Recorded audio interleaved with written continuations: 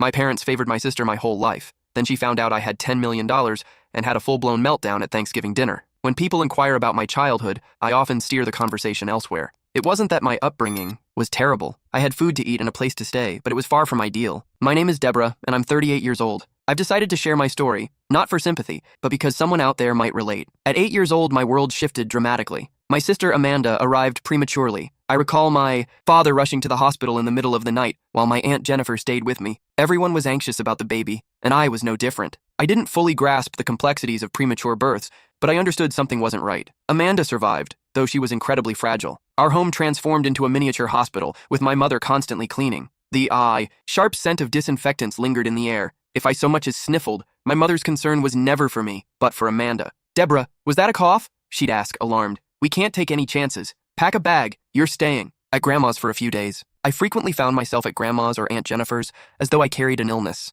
Initially, these visits felt like small adventures, but over time, I realized I was being pushed aside. Desperate for my parents' approval, I excelled in school. I earned top grades, joined the debate team, and even won a science fair. Yet, Amanda's health always overshadowed my achievements. "Look, Mom, I won the science fair," I'd say excitedly, clutching my trophy. "That's nice, dear. Did you wash your hands? Amanda's been feeling a little under the weather," she'd reply dismissively. By the time Amanda turned 7, she had outgrown her illnesses and was finally a robust, healthy child. However, my parents remained stuck in their protective habits, unable to let go. Amanda, realizing the power she held, began to exploit their unwavering attention by feigning vulnerability whenever she wanted something. High school was supposed to be my moment. I worked diligently, maintaining excellent grades and joining various extracurricular activities. Yet Amanda's needs always took precedence. One night, my science teacher informed my parents that I had a real shot at a science scholarship. "Deborah is one of our brightest students," he praised. Then my mother's phone rang. Amanda was at home with a babysitter and distraught. "What's wrong, sweetheart?" Mom asked, concerned. Amanda sobbed through the receiver.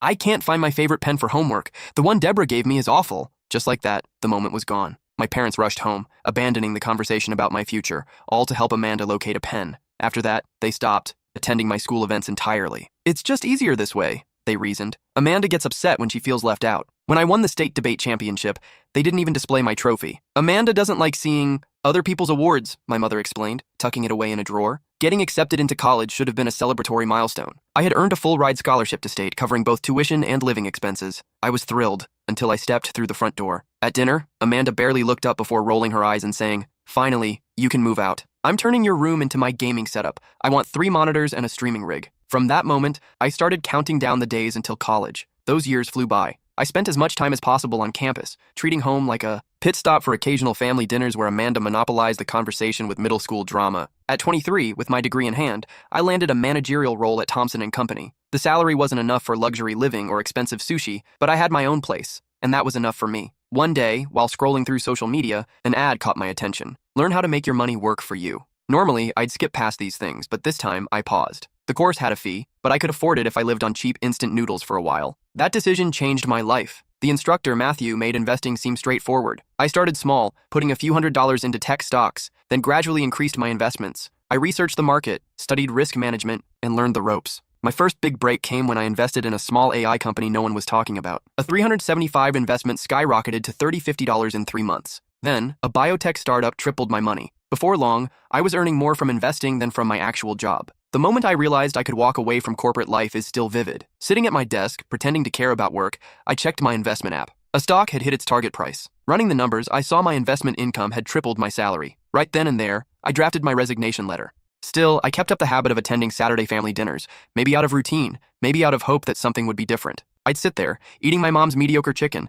listening to them discuss Amanda while my investments quietly made me money in the background. "Deborah, you're still working at Thompson's, right?" Mom would ask, barely interested in the response. "Yep, same job," I'd reply, knowing they'd stop listening before I even finished speaking. It was easier that way. No need to explain that I had left 2 years ago and was now making more in a day than I once did in a month. Amanda was the focus of every meal. She had been accepted into Carleton University, an expensive private school. "It's a huge cost," Mom would sigh, though her voice held nothing but pride. "But Amanda deserves the best. We took out loans, but it's worth it for our little girl's future." Amanda, twirling her pasta, would casually add, "My roommate has a Gucci backpack. Everyone there comes from such wealthy families." Her implication was clear. Our family didn't measure up. Then, one Saturday, I found Mom crying over a stack of bills. Dad sat at the table, drowning in paperwork. "Property taxes increased again," he muttered, "and with Amanda's tuition." Watching them struggle, I thought about all the times they had put Amanda before me, but no matter what, they were still my parents. That night, I set up an automatic transfer of $7,000 a month to their account. When I told them, Mom actually hugged me for the first time in years. Oh, Deborah, this will help so much. I had held on to a small hope that things would change, that maybe they would finally see me in a different light. But that hope shattered when I overheard them in the kitchen after dinner. We should give some of Deborah's money to Amanda, Mom suggested. At least $450. The poor thing feels so out of place surrounded by all those rich students. Dad agreed without hesitation. Good idea. She needs to maintain appearances. Maybe she can finally get that designer bag she's been eyeing. I wanted to storm in and tell them everything. That I'd quit my job years ago, that my investments had made me wealthier than they could imagine, that if I wanted, I could buy. The entire store, they were so eager to help Amanda shop in, but I didn't. I just stood there, shaking my head as they plotted to funnel my money into Amanda's social status. By the time I turned 29, I was ready for something new. My investments had exceeded my wildest expectations, and I was done with renting. After months of searching, I found the perfect apartment, secure, with a stunning city view. It wasn't flashy, just well-built and spacious enough to feel like home. The best part? I could buy it outright. No mortgage, no debt, no financial strings attached. The day I got the keys, I stood in the empty living room, listening to my footsteps echo against the walls. This was mine. No one else had a claim on it. No loans, no approval from anyone but myself. When Mom called, as usual, to talk about Amanda, under the pretense of checking in on me, I casually mentioned that I was moving. Did you find a cheaper place to rent? She asked, distracted, papers rustling in the background. Just a different place, I replied vaguely. Better location. Well, don't spend too much on rent, honey.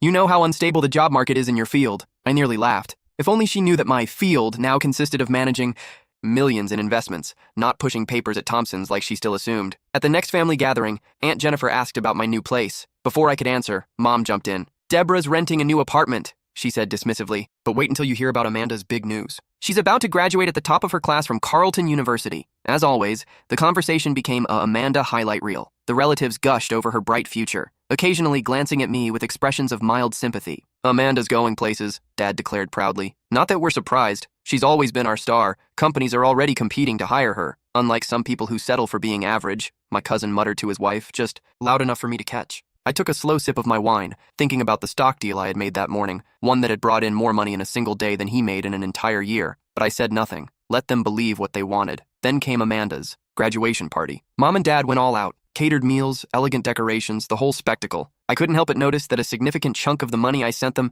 had gone toward funding the celebration, but at this point, I was used to it. Amanda strutted around in her cap and gown like she had just cured cancer. She spotted me by the punch bowl and immediately made a beeline for me, gripping her diploma like a trophy. Look at this, Deborah, she said, shoving it in my face. Carleton University, not some state school like the one you went to.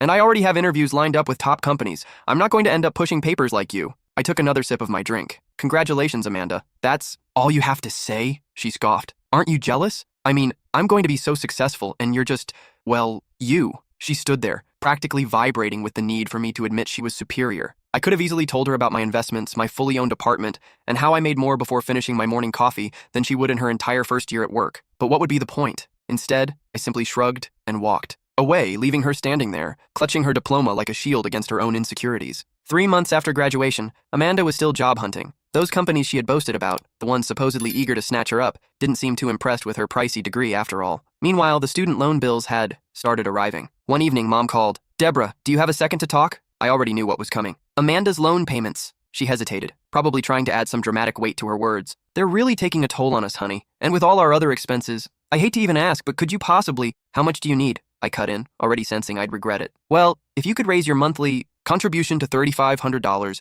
it would be an absolute lifesaver. I thought about all the times they had dismissed my accomplishments, all the moments Amanda had mocked my career. But I also considered my bank account, sitting comfortably in the 7-figure range, something my family remained completely oblivious to. All right, I finally said. I'll adjust the payments starting next month. Mom barely got her thank you out before launching into plans for the money. This will help so much with Amanda's loans, and maybe we can get her some proper outfits for interviews. A few weeks later, Amanda finally landed a job at the same company where Dad had connections. He just so happened to know the HR director from college. The irony wasn't lost on me when she walked in with the title of manager. One weekend, I dropped by our parents' house and found Amanda sprawled across the couch, scrolling through apartment listings on her phone. Everything is ridiculously overpriced, she complained. I can't believe I have to stay here with Mom and Dad. It's so humiliating. You could consider a smaller place, I suggested, or maybe look outside the city center. She gave me a look as if I had suggested she live in a cardboard box. I need to be in the right neighborhood, Deborah. Not that you'd understand. Some of us have actual standards. I glanced around at our parents' modest living room, where she was currently living rent-free, but I chose to keep my thoughts to myself. She sighed, tossing her phone aside. This is just temporary. Unlike you, I won't be stuck as a manager forever. I have real potential. As Thanksgiving approached, Mom threw herself into her usual frantic hosting routine. Every year, she insisted on doing everything herself, transforming the kitchen into a chaotic mess. But this time was different. I have no idea what I'm going to do, she lamented over the phone a week before Thanksgiving. I strained my back pulling Amanda's laundry out of the dryer, and now I can barely stand. How am I supposed to cook for 20 people? Why don't you let me take care of it, I suggested. I can have everything catered from that new restaurant downtown. Mom's tone immediately brightened. You're such a wonderful daughter. I don't know what we'd do without you. On our video call, I caught a glimpse of Amanda in the background, dramatically rolling her eyes. Even the smallest bit of praise directed at me was enough to ruin her mood. Thanksgiving Day arrived, unfolding like every other family gathering. The catered food showed up right on time, and I helped Mom set everything up while doing my best to ignore Amanda's ongoing comments about how store-bought stuffing could never measure up to homemade. I brought my laptop along since the Asian stock markets would open during dinner, and I had investments to monitor. I set it up in my old bedroom, left it running, and went to join my family. The food was excellent, far better than Mom's usual dry turkey. As everyone got comfortable with their plates, Mom couldn't resist bringing up her injured back. I was so worried about how I'd manage all the cooking, she told the room full of aunts, uncles, and cousins, but Deborah stepped in and arranged for this wonderful catered meal. Wasn't that thoughtful? That was really generous of you, Deborah, Aunt Jennifer smiled warmly. I imagine it wasn't cheap. Oh, it's nothing, I replied, brushing it off. I'm just glad everyone's enjoying it. She earns enough at that management job to help us quite a bit, Mom added proudly, probably the first time she had ever openly acknowledged anything I did. Across the table, Amanda's face darkened. Without warning, she shoved her chair back and stormed out of the room. I thought it was just one of her usual tantrums, but something felt different. When she returned, she was gripping my laptop, her smirk sending a cold wave of dread through me. Let's find out just how well Deborah's really doing, she announced, her voice dripping with satisfaction. Since she's so generous, she won't mind if I show everyone her bank balance. Time to expose what a fraud she actually is. I shot up from my seat. Amanda, don't, but it was too late. She had already turned the laptop around. My banking app, still open from earlier, was on full display. The room went utterly silent. Amanda's expression twisted as all the color drained from her face. Her hands trembled so violently I thought she might drop the laptop. Amanda? Mom's voice wavered with concern. What is it? What does it say? Amanda's voice came out in a whisper. $10 million. The silence was suffocating. I could hear the ticking of Mom's old wall clock, the hum of the refrigerator, and the faint clatter of my cousin's fork hitting his plate. There must be some mistake, Aunt Jennifer murmured, leaning closer. Deborah's just a manager at Thompson. I haven't worked at Thompson in years, I stated calmly, finally telling the truth. I left to focus on investing full-time. I studied the markets, took courses, and became highly skilled. You mean you're rich? Amanda's voice cracked on the last word. I took a slow breath, looking at the stunned faces around me. I've been investing for years. I started small, learned as I went. And yes, that account has $10 million in it. I wasn't keeping it a secret. You all just never asked. The silence barely lasted 3 seconds before Mom shattered it with a piercing shriek. $10 million!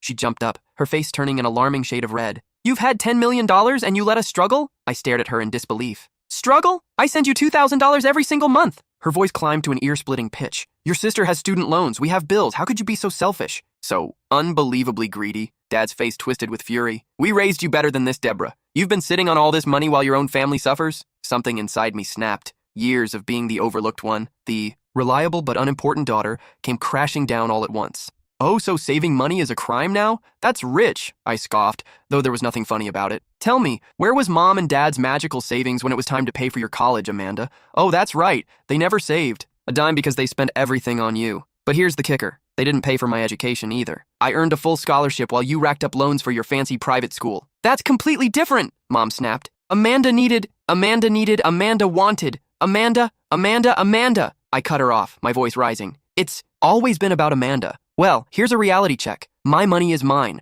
Every single dollar, I earned it. $3,500 a month is nothing to you, Mom shot back. You should be giving us at least $10,000. We're your parents. A sharp, bitter laugh escaped me. $10,000? What, so you can keep pampering your golden child? I turned to Amanda, who was inching away now. You wanted to expose me as a failure? How's that working out for you? The sister you mocked for being just a manager turned out to be the one who actually made something of herself. Tell me, Amanda, how does that feel? The entire family sat frozen, forks in midair, watching the disaster unfold like a chaotic tennis match. If you're so successful, Mom sneered, then you should be supporting your family. That's your duty. My duty? I stepped closer to Amanda and snatched my laptop from her shaking hands. No, my duty ended the moment you decided I didn't matter. You put everything into Amanda because she was the special one with the bright future. Well, go ahead. Let her and that bright future of hers take care of you. Aunt Jennifer tried to intervene. Maybe we should all take a breath, but it was too late. Mom and Dad were both yelling now, their voices merging into a deafening storm of anger, blame, and entitlement. Amanda had burst into tears, her go-to move when things didn't go her way. I didn't say another word. I just turned and walked out of the house I had once called home. As I reached my car, I could still hear my mother's furious voice screeching behind me. The messages started before I even made it back to my apartment. My phone buzzed nonstop, calls, texts, all from Mom, Dad, and Amanda. At first, they were furious, demanding. Then they shifted to guilt-tripping. I tried responding at first, thinking maybe, just maybe, they'd finally understand. But it was useless. They didn't want to understand. They wanted my money. Then Mom took it to social media.